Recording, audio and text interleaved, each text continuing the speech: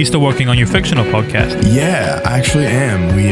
We actually had a really good call with a potential collaborator. This company called Macro had shown some interest, and they're honestly like one of the coolest people that's reached out. They were responsible for producing Sorry to Bother You.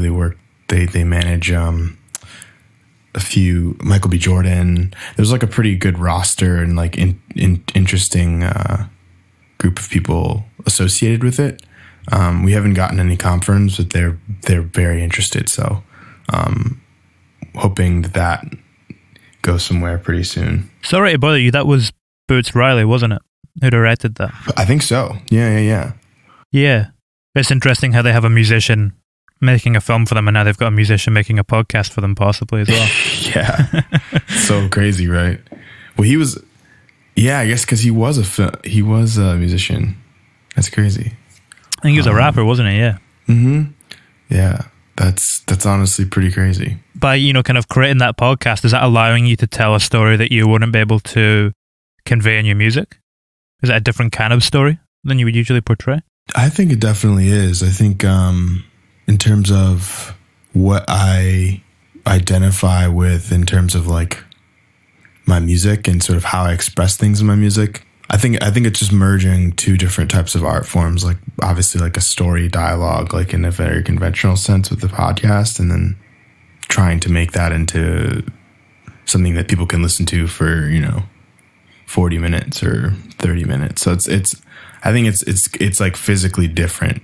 And I think that's like obviously a major difference. But I think in terms of like the actual musical content, I think certainly similar. I think it's going to definitely have elements of things you might hear from me in general, but it's also kind of like, I think like some of it's also, it's not just me singing, it's not just me playing. So it's like we're trying to like get a group of people together to play these roles. I might actually star in it, but I might also not. Have you had to before at all? Yeah, a little bit. Not a whole lot. I've actually recently I've been on set for this TV show called Godfather of Harlem, and I've been scoring the music for the TV show, which has been really fun and awesome, just like kind of refreshing experience. And I was a jazz studies minor, and a lot of the music is jazz.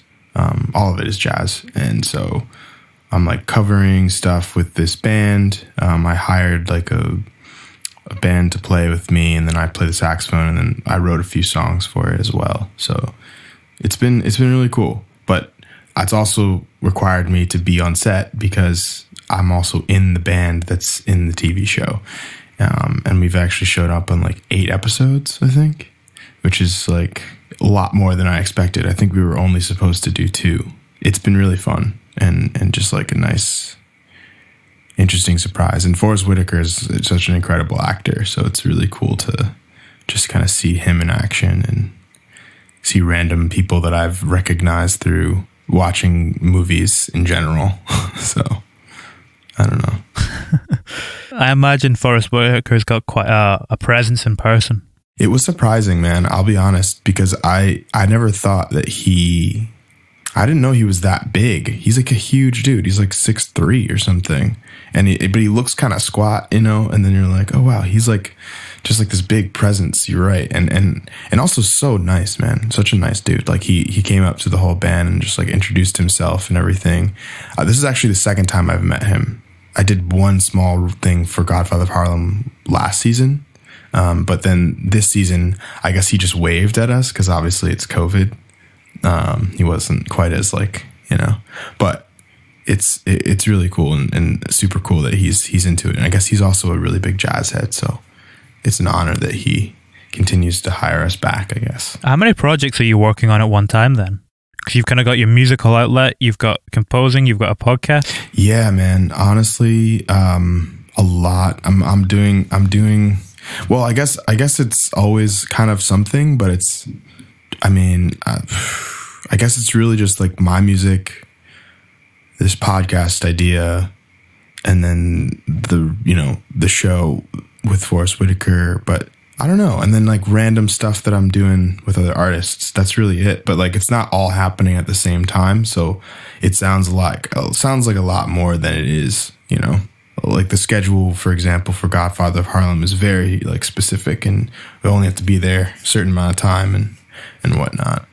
It's very manageable for me. But yeah, sometimes it feels more overwhelming than others. Do you tend to block it? Like, will you have a week where you're doing the show? Will you have a week where you're making your own music? A few days where you're developing the podcast? Do you do it in phases? Yeah, I would say it's definitely phases. Whenever I have the time, I'm not much of an organizational person. So whenever I have time and it's on the top of my head, I'll just do it then. You know, I don't like to write.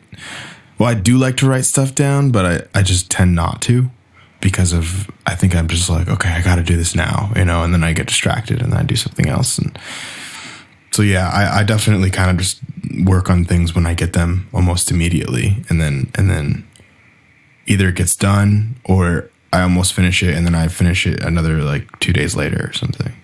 It's funny you mention, you know, writing for other artists as well and collaborating in that domain, because I had Speelburg was on the podcast. Oh, no way, dude. Yeah.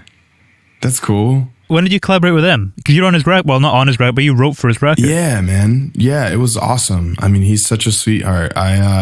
We've worked, dude. That must have been 4 years ago. Yeah, was when I did that. Maybe 3 years ago. But it was definitely kind of like early days, and we had sort of got connected because I remember really loving. He did this project with this band called Bondax. You know Bondax? I'm unfamiliar. Oh, no way. American band? No, man, they're from Manchester. They're a duo. Bondax. Bondax. I'm gonna check them out. You gotta check them out, man. Well, so I used to, I don't know. I kind of got my start on SoundCloud and was like really into like music production and all of that. And Bondax was one of like the biggest like artists like out of that whole sound at the time. Like, I don't even know. It might have been like 2013, 2014. But they had some sort of like relationship, them and Bondax. And so, yeah, when Speelburg hit, like I hit Speelburg up a few times. I think what ended up happening was like we just kind of started talking, because I was like, I was really into like what he was doing, and I actually found Speelburg through Bondax. It was just really cool because I just like kind of just connected with him, and then immediately, and then like we actually didn't even meet until he came to my house. Yeah, those like almost 4 years in NYC. Ago. Yeah, in New York. And I've been at this very place now for nearly 5 years, so it's pretty crazy. Is it still the place where is it like 10 other people you live with? Yeah. It's fluctuated between literally 10 and 15 people at any point. Right now it's 12. Wow. But yeah. Do you need busyness around you in that way? Do you need stuff to constantly be going on to kind of stimulate you? Yeah, it's not as crazy as it sounds, you know, like there's a lot of quiet, you know, like right now there's nothing going on, you know, everyone's like hanging out or doing something in their room. So it doesn't feel as overwhelming as it sounds. And there's a ton of space. Like I have my own room and I can sort of work at my own pace and it feels natural. So yeah, it's been good. Are you all creative people?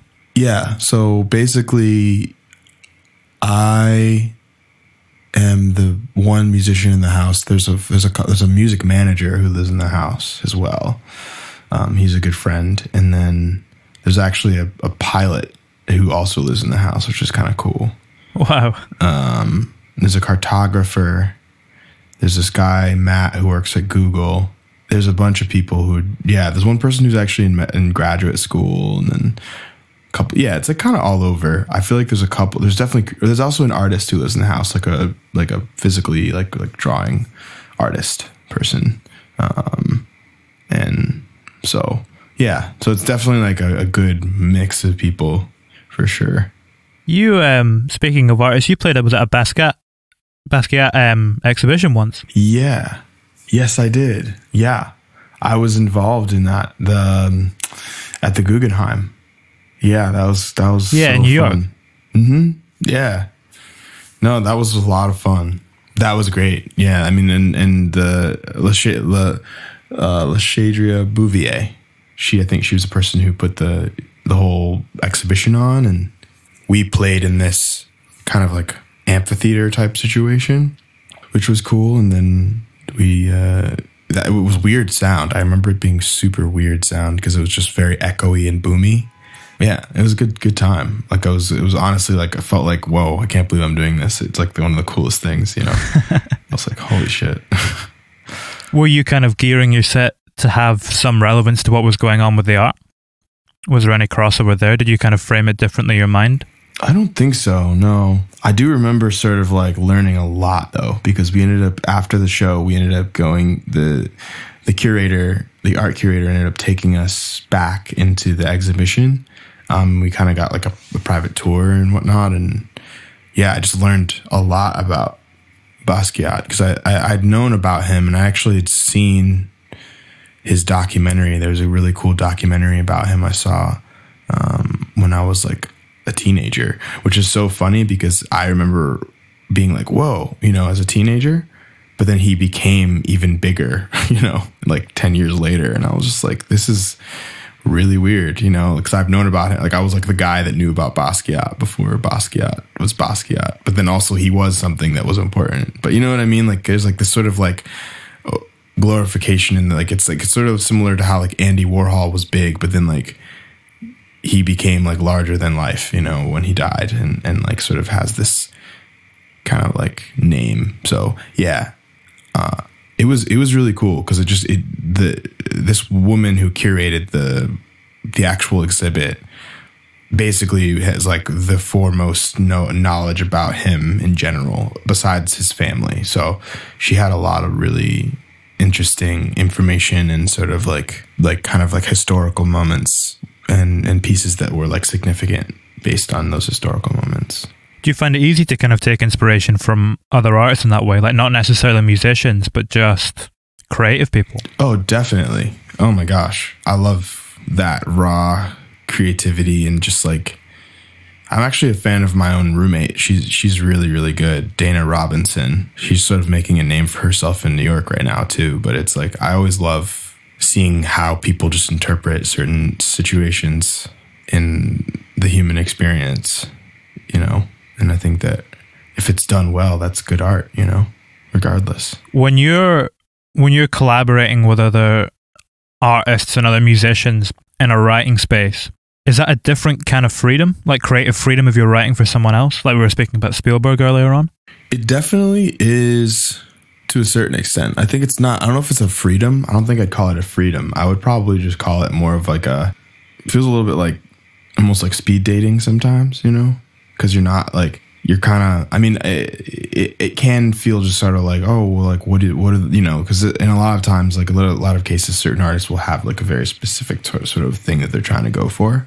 And then other times it's kind of like not the case, you know, you sort of have to like step into a little bit more of a assertive role, I guess, in some ways. But it's like always out of, you know, sort of like a respect. I think that's really what defines it for me, offering that perspective, but also out of respect and being like, hey, like I think this is like what you should try, you know, not that, or if they have a very specific vision, you can be like, cool, you know, and maybe I don't usually like to fight people on that kind of thing. If they really are gung ho about it, you know, I think it wouldn't really make sense, but yeah, if you were disagreeing to that extent, you'd probably think, why are we even collaborating in the first place, you know? So, like, maybe it wouldn't even be beneficial. But, yeah, I don't know. It can feel like freedom. I guess it just depends on who you're working with, you know, and what the vibe is. And I think, like, yeah, Speelburg was super easy to work with, super chill. Like, I think we were just kind of trying shit, you know? Had you been to Korea at that point? When you were working with him? You know, I think it was right around that time, because like I was still working in real estate. I know that much. So yeah, it was definitely before we were working before I went to Korea. When you travel that far to collaborate and write and produce and learn, is there a process of that kind of traveling and making a journey that sparks something creatively? It definitely can. Yeah, it definitely can. I think I was also, like, when I was in Korea, like, for example, like, I was also very motivated to just, like, really make something special. Yeah, I think traveling certainly helps, or it can sort of give a different perspective, because you're in a new place, you're in a new physical place. And I think that, like, me being here in my, you know, bedroom studio situation, it's gonna have a certain sound to it because of the way that I work, you know. There can be a comfort that comes from that too, though. Like, if you're completely comfortable in the place you're working in. Definitely. But I think it's also sort of like I feel comfortable here, but, like, I also feel, like, sort of restricted. Like, there's certain things I don't have. Like, I don't have a piano. I have a MIDI keyboard, but I don't have a piano, you know? So, like, if someone has a piano and, like, an amp and, like, a whole, like I'm very restricted here in what I can actually do. So I think that in some cases it sort of gives me more direction, but also in some cases maybe it stunts my creativity. Like, I feel like I can always try making anything here, but, you know, it's like when I'm in another location or when I'm traveling, it's like it provides, like, a whole new kind of, like, perspective, not only just, like, being in a new place, but also that experience of, you know, spending time in transit, I think, can certainly sort of inspire something. Where do you go when you want to play piano? I don't know. I guess I could go to a studio. I don't have a location to go to play piano, I guess. There's this one place called Shifted that I really like, and that's where we've been recording a lot of the Godfather of Harlem stuff. We'll rent out the big room in the studio, and they have a beautiful piano there. So actually, that's probably my answer. So I'd probably go to Shifted Music Recordings. Is that where? So did you write something like "Dying" in the Subtlety, for example? Was that written on piano, or was that written on the MIDI keyboard? So I actually wrote that on bass. Oh, okay. There's a bass line that I'm playing. It's like boom, boom, boom, boom, boom, boom, boom, boom, boom, boom, boom, boom, and then, like, it was really just the bass that I was kind of like, oh, this, and then it, like, I was swinging with those drums, which are really nice. Those drums are actually live. We recorded those. This guy named Ian Ewing. I actually follow him on Twitter. We like kind of connected on Twitter, but then he also is, like, a fan, and he came to one of my shows in Milwaukee. We kind of just, like, he was like, yeah, man, like, let's work on something. And I was like, I just love to, like, call his stuff on Twitter. So he sent me those drums, and I was just like, man, so good, you know? And then I wrote that bass line to his drum part, and then I basically played. There's, like, this kind of strumming going on that's actually, like, just a high bass frequency. So I just, like, am playing the high bass parts on that, and they sort of sound like a synth. And then I added some electronic synths from Ableton on the chorus to make the bass a little bit fatter. And then there's the little guitar line, yeah. But yeah, and then there's a little piano sample in the song. I actually realized that's probably why and that was just a piano sample that I had from my sample library. I have a huge sample library. That's also a little production hack. How many? Thousands? Yeah. Oh my gosh, I have gigs and gigs and gigs and gigs. Probably like yeah. 50, 60 gigs maybe of just random samples that I've collected over time. And even with this Godfather of Harlem stuff, man, like, so many drum sounds and piano sounds now, because, like, I recorded all live drums, all live upright bass, and then I played saxophone, and we've done 8 songs. So, like, it's just a ton of material, you know, that I can sort of source for anything where I want to have, like, jazzy sounds, or just, like, really fat, like, snares, and just, like, really nice upright, you know. I have it all. So I'm just like, whoo, like, that's another 50 gigs right there, you know? So yeah. How do you deal with that then? If you've got so many samples, how do you deal with the kind of idea of infinite choice? And the fact that there is so much to choose from. Man, a lot of times I'll be working on something and then I'll get an idea and I'll be like, oh, that's perfect. Like, this song is called, I Have a Tiger. Let me get a tiger sample. I don't know. Like, that's a bad example, but it's like, I try to like lean into things and try to find ways to make things creative and interesting in songs. And if I want to have something that feels kind of unique and interesting and has a place, then I'll like go and find a specific sample. I think the unique structures of songs are really just like the writing and then the sounds, I guess, but I think like you're going to start with like, unless you're making like very avant-garde, non-linear music, you're going to need like drums, maybe not drums, but maybe you'll need piano or maybe you'll need guitar. So I kind of try to like set boundaries for myself early and then work around that. But it's sort of, yeah. Put the limitations down. Yeah, definitely. I think that's also like my style of making music is I like to work within limitations because the possibilities are just endless, and so if you could spend, I think that's also an issue that a lot of people have with like writer's block is that they'll like have all of these ideas and then they just kind of like, oh, well, nothing's good. And it's like, well, you might have had something good if you didn't try 25 different versions of that, and I'm not saying that as a criticism because I've definitely done that where it's like, oh, I have 25 different versions of the same song. But like a lot of times that's happening when the song's already done and I'm just trying to think about like the nuances of the song, but like I have a lot of friends who, or like people I know who will make songs and like they'll be their own worst enemy, and I'm like, this song is great. Like, why are you making it worse? Like, they'll literally make it worse because they're like, have this weird, like, where like, oh, well, it doesn't feel right or, and I mean, I get that, but like sometimes I think it's the other people telling you is also really helpful. So I have some people who I trust and I'll ask, honest feedback about like what they think. And it's good to have that kind of perspective and not get in your own head to the point of just like ruining a song. Yeah, it's funny. I was recording another podcast just before we did this one, and we were kind of speaking about that there's almost this hunt for perfection, and as a result of that, the more you work on it, you lose the authentic kind of core of it. Definitely. Man, yeah, I definitely, there was one specific song that I really loved, but by this friend of mine, and I was just like, man, the first one was so good, and then like he ended up putting out, I think, a worse version, and it's, I can't really do anything about that, but it was definitely like kind of disappointing because I was like, man, and your own worst enemy. Yeah, for real. As part of the process then, do you have to identify what it is that's really special about the original idea so that you don't lose it? Definitely.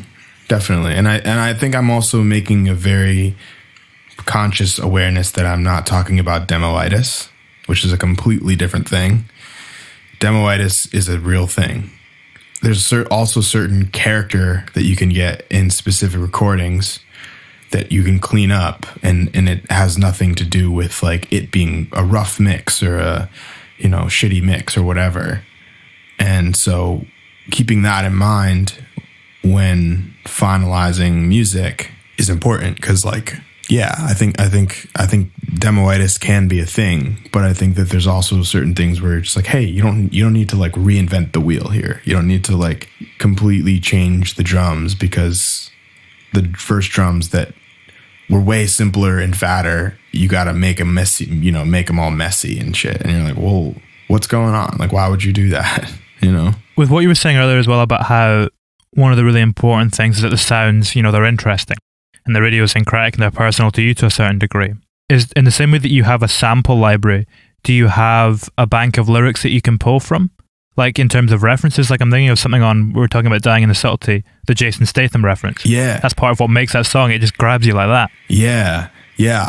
So a lot of times I will just write things down and look at them years later. That song was not an example of it, but that's a really great reference. But like, there's definitely songs like that for sure, where I write stuff down and I'm like, this is hilarious, or this is weird, or this is like so interesting, and I want to put this somewhere, but I have no idea where.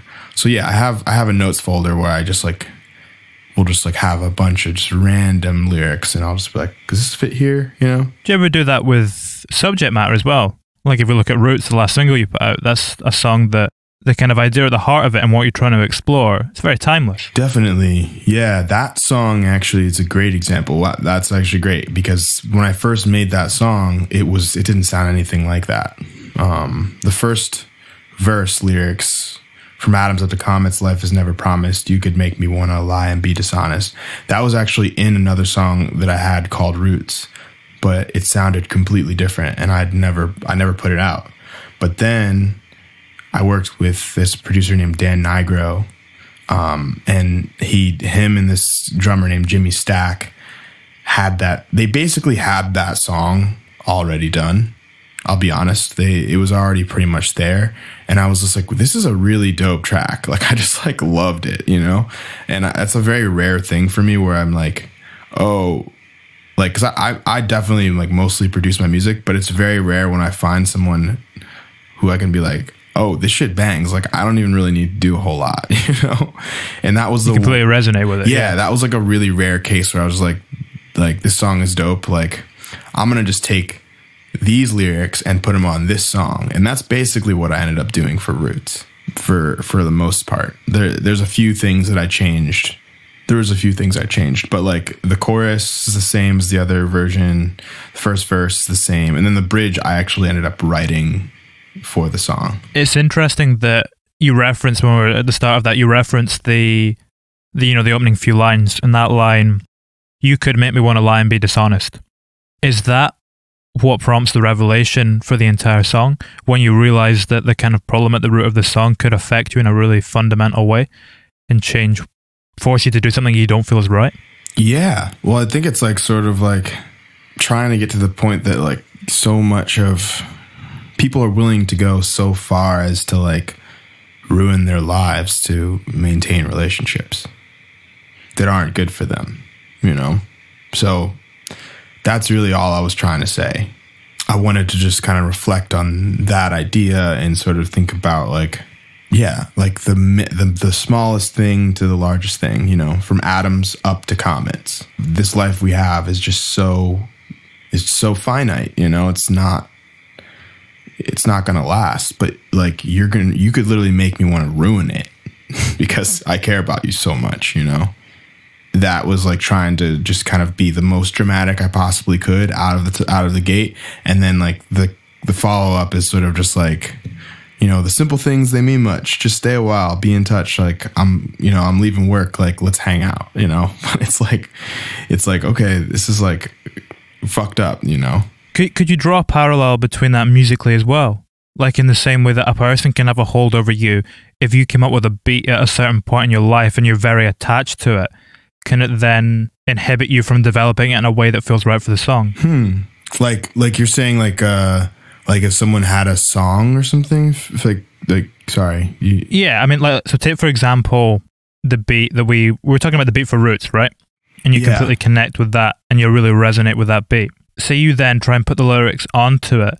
Could the fact that you're so attached to that beat inhibit you from changing it in a way that feels right for the song, in the same way that that person inhibits you from changing in a positive way? Can you draw a parallel between that musically? Can music kind of have a hold over you in the similar way that a person can? Oh, interesting. That's an interesting thought, but I honestly don't have an answer, because I think that's the part about music that, you know, it's kind of like sort of impossible to know that answer, because it's imperfect, you know? Music is imperfect, and I think that's why people relate to it. And if, like we were saying, like, or even earlier, it's like, oh, well, maybe we could change this, or maybe we could make it better, quote unquote, but then it's not, you know? But maybe there is a way to make it better, but I don't know the right music theory, or I don't have the perfect knowledge. But I think that hypothetical is like a perfect example of kind of how beautiful it is that it's just the way it is, you know? And you can't, at some point you have to stop, you know? At some point you have to just let it be what it is. Otherwise it's not coming out, right? So it's a good idea is better than a perfect idea that never ceases to exist or never exists, I guess. Is that kind of why you never decided to master an instrument either? I know you've spoken about that previously too, that you never really had that desire to completely become the master of one thing. Never had that desire. I sometimes think about it as like a cool thing that could happen to me, or I would love to. And I think it's sort of like because I play an instrument well enough, well, two instruments well enough, that I can understand what it might take, but I just don't have that desire because I know what it would take was an obsession. And I'm not obsessed with saxophone. I'm not obsessed with guitar. I'm not obsessed with flute. And I'm really not that great at most instruments. I'm flute and saxophone I can hang for sure, but like it's just not a desire to me. And it's not like I said, it's not because I look down on people who, like, I think it's beautiful to be able to master an instrument. And I think it's sad that more people, it's not being encouraged. I'm sad that it's not being encouraged as much as it used to be. But I don't think it's also being rewarded as much as it used to be. Not saying that that's my motivation either. I think to speak to the fact that, yeah, like nothing is going to be perfect, and you have to just try to create something that feels inspiring to you and maybe to other people. And like I got obsessed with music production. I got obsessed with writing, big picture stuff in general. And that's why I just love movies. Like the more and more I think about it, like if I just had all the time in the world, I'd become a director, you know? Like I love the idea of like understanding that world because it's so big picture. I also just don't know enough about cameras, but I pretty much directed Dying in the Subtlety for shot. Like I like wrote the whole treatment. It's something that I love enough to literally do that, you know? And so like for me, the idea of mastering an instrument is cool in theory because it's when you hear someone who can play an instrument so well, it is so awesome, you know, because it's just like you can hear those hours, you know, you can really hear those hours. Is there anything that you think you need to master in order to convey yourself, in order to be understood in what you want to convey creatively? I think creatively being able to master, I guess, the art of expression, you know, self-expression, because I think that's like a weird thing to say, probably, and a little like, but I think there are a lot of people who don't know how to express themselves, you know, they don't. They don't know how to do it in a way that feels like authentic or is authentic, because obviously there are a lot of people who aren't being authentic who are convincing, and maybe they're not trying to be authentic. Maybe that's not what they're trying to sell or express to anyone. But yeah, I think it's the motives behind it and like the ability to express yourself in a way that's masterful, you know, that's a skill. That is a mastery that I think is important. Is the reason that maybe so many people struggle with that because in order to express yourself, in order to be able to master expressing yourself, you need to be completely honest with yourself, and people might not realize that they're not being honest with themselves? Yeah. I think that it could be they don't realize, but it could also be that they're not comfortable with that. There are a lot of people who aren't comfortable with that, even like big artists, you know, or people who are just getting started. It's just like, it's all just about like, I don't know if I was as comfortable, I don't know if I was as comfortable like with my current form of expression when I first started, or like, I don't know, like I had to, like I wasn't a performer in the same way that I feel like I'm a performer now, you know, like 3 years ago. So it's really just got to be that, you know, it has to be that internal dialogue that really sets things off. Was there a specific experience that kind of prompted you on the path to get to where you are today? Like you're saying there where maybe 3 years ago you weren't a performer in the same way you were now and you couldn't fully express yourself in that way? I think I knew I wanted to do music, and I was like, well, shit, I'm actually doing music now, you know? Like I've made this start, like I'm on this path now, I guess I should keep going. And to be honest with you, that was enough for me to just keep going, because I'm also a pretty like self-motivated person, not because I'm trying to sell self-motivated, like you don't have to be that, but I think personally, like I just, hey, people are streaming my music, I'm gonna fucking keep putting that out, you know, I'm going to keep going, and I'm going to make sure it's genuine, but I'm going to make what I can and do what I can for this experience. And I think that was like, for me, that was the sign that I was like, look, like, I want to learn how to do the things that I wasn't necessarily inclined to do when this started. It's how I started to tour more, and I started to engage with fans like a little more frequently and things like that. But I'm also like, it's still a little bit of a struggle for me. I'm not going to lie. Like, I'm not like a very external person to begin with. So I try though. Just because you constantly have to be on. Yeah. I'm not like the type of person who likes to just, to be answering fans and questions. And like, I really appreciate my fans, and I do engage with them, but I feel like I do just have like to recharge at the end of the day. And I have a Patreon where like I've released a bunch of like music tutorials and some sneak peek things and things like that. And it's like definitely work, you know, it's definitely work, and it's mental work. And so I like to reserve a lot of that for like, you know, creating music and being honest with myself. Yeah, as I mentioned, it's not like a slight towards anyone. It's just who I am, and I just have to like listen to myself a little bit too, you know. Is that partly what drew you to making music? The fact that is that a space that you feel a lot easier on your communication with other people and the way that you express yourself? Yeah, I think well, I like to express myself through music. It's something that made sense to me, you know, being creative and being outlandish and being sort of like, you know, wonky and whatever. It felt good to do that in music because I could just be in my little box and do my thing, and then put it out there, you know. But it didn't feel like there was pressure around that in the same way as like, it just didn't feel like there was as much pressure around it. So I'd like to create music, you know. It's just like an outlet for me. Is there more pressure around it now? I think there is a little bit more pressure, but I think also I remove myself from that. I try to just remove myself from it in some ways. Like, I don't let it take over, you know. I just kind of, hey, here's some music, you know. Here's my next song. Here's my album. I'm trying to not put pressure on it, because I think that is what will, I think that's what will make me feel worse if I just, you know, try to like put pressure on it. But I think in general, it's always good to have a little pressure, you know. And so I keep some of that around, but I also don't like it to be like consuming, you know. We've spoken a little bit as well about this idea of expressing yourself completely authentically and honestly. If you put too much pressure on it, would it unbalance your ability to do that? Definitely. I mean, that's just for me, I think. I don't know. Like, it's also kind of like a matter of being convincing, right? So maybe it doesn't have to be authentic, but it's convincing, you know, and people will go for it.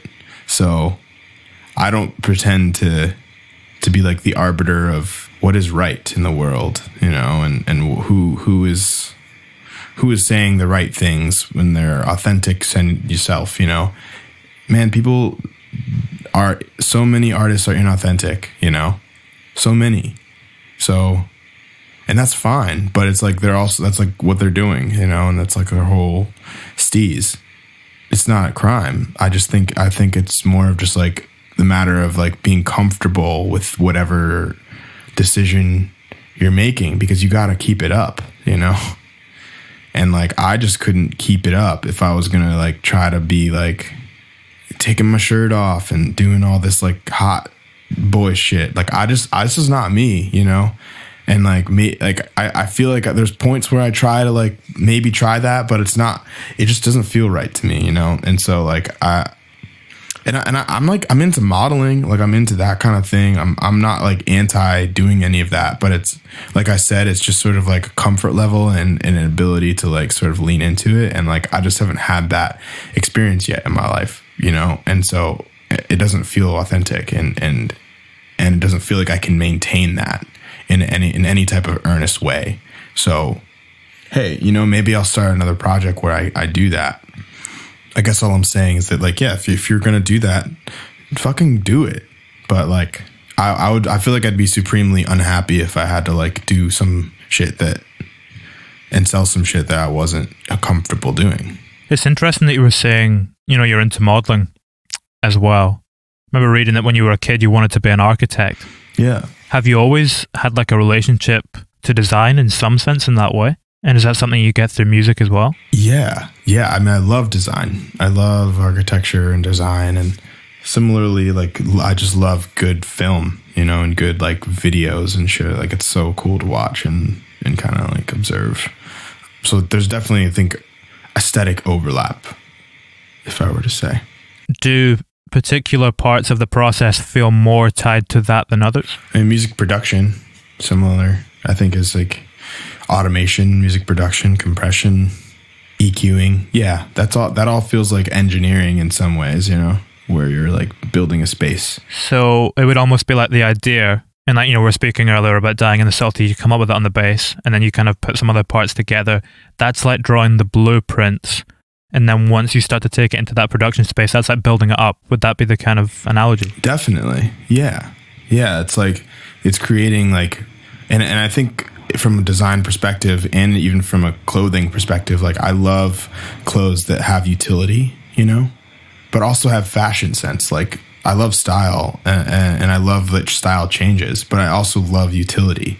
And so when I see something that has utility and style, I'm just like, oh my God, like, so cool. You know, like, I love, and it's different for everyone, but I think similarly with architecture or music production, it's like, I hate filler. Like, I don't like when there's a bunch of shit that's like clouding things up, or like, it's just like, I can't find a focus when I'm listening. Is that one of the questions you ask yourself when you're creating? What purpose does this have? How does this serve the song? Definitely. Definitely a question I ask myself. When I say utility, it's also like, yeah, if there's like a 12 million things on a song, but it all like is making a statement, like, that's cool too. I'm trying to think of a good example, but like, yeah, like big band stuff. Like maximalist. Yeah, like big band. Yeah. Like, if you listen to old school big band, there's just tons of shit going on, but it's really good, you know, 12 horns, guitars, you know, bass, drums. It then becomes more about what they're coming together to do as one, though. Exactly. Rather than the individual parts. Exactly. They come together as one, and that's the important part. So I guess in the same way, it's still kind of succinct and stylistic in that way. Have you ever done that with your music? Have you ever had lots of little parts coming together to create something big as one? And if so, at what point does it coalesce as the one thing? Well, I guess my song Cold War, there's like 27 vocal stacks on it, 28. So that's a lot of voices, you know, but 28, man. Yeah. I mean, it's a bunch. I just layer it a bunch of times and then that's it. That song feels so minimalist when you listen to it, though. Yeah. Well, it's just like I compress it, you know, and I just like make it kind of, that was like one example, but I mean, I don't know. Like, I mean, dying in the subtlety, there's like, there's drums, it's big voices, it's, you know, it's not like, there's kind of a lot going on in the chorus. I feel like maybe not as much in the verse, but I definitely like to make thick, dense productions for sure. So we were speaking a few moments ago about the fact that you might ask yourself, what purpose does this serve in the song when you're working on it to help guide you through? Are there other questions that can serve a similar role for you that you'll ask yourself and will help give you the answers you need to progress with the song? Yeah, like what am I trying to say, I guess, with the song? You know, like whether it's lyrically, or how does this key sound, you know? Does this key make me feel a certain thing? What's the BPM, you know? Well, is it too fast? Is it too slow? I'd say those are the last few questions I'd probably ask myself. At what stage in the process? Because I imagine if you shift the BPM even a few beats, suddenly it could dramatically change. Yeah. I mean, sometimes it's in the middle of the process. Sometimes it's at the end. I'll speed it up at the very end. Yeah, there's a song on my album where I did that. Wait, so had you finished the album when you did that? Was the album in a kind of complete skeleton? It was pretty much done, yeah. And then pretty much done, yeah, okay. And then I actually, one song, I actually pitched down a half step, but it doesn't sound like it's pitched down a half step. So it's kind of fun because you might not even know, you know, but I pitched my vocal and everything down a half step, and then one song I pitched up a half step, but then I ended up making a version where it was normal, and then that's the one we went with. So what does that change for you when you listen to it? I don't know. It's just like a vibe. It's like just a feeling. It's a feeling, yeah. It's really just a feeling. It's nothing more than that. It's hard to put a finger on it, you know. Just about trusting your intuition. Yeah. Is there anything you have to do to kind of protect your intuition? Are there structures that you have to put in place to ensure that you still trust it, and that if it's guiding the songwriting process in such a pivotal way? No, I mean, I'll just go with it the way it feels, and then I mean, I have a few friends who I always hit up and ask questions and see what they think, and I'll just kind of go back and forth with them on it. But most of the time, it's just an internal discussion, you know, with my team. How big is the team? My manager and distributor, Kevin, and then my manager has an assistant too, you know. So I guess it's like 3 to 5, depending on how you think about it. But like I usually just show my one friend, Rob, who also runs this record label that I started. And he's also a good friend and manages artists and stuff. So I know you've spoken before about your desire to kind of be a part of a collective almost, or your admiration for collectives. Does that almost give you a similar kind of feeling, having that really close-knit team around you that you trust? Yeah, definitely. I used to be in a collective called Proper Vibes back in college. So that was like my first time ever doing that. But, you know, now it's a real thing, and it's a real, yeah. So it's nice. It's nice to have people around you and, yeah, just express your thoughts and feelings, you know?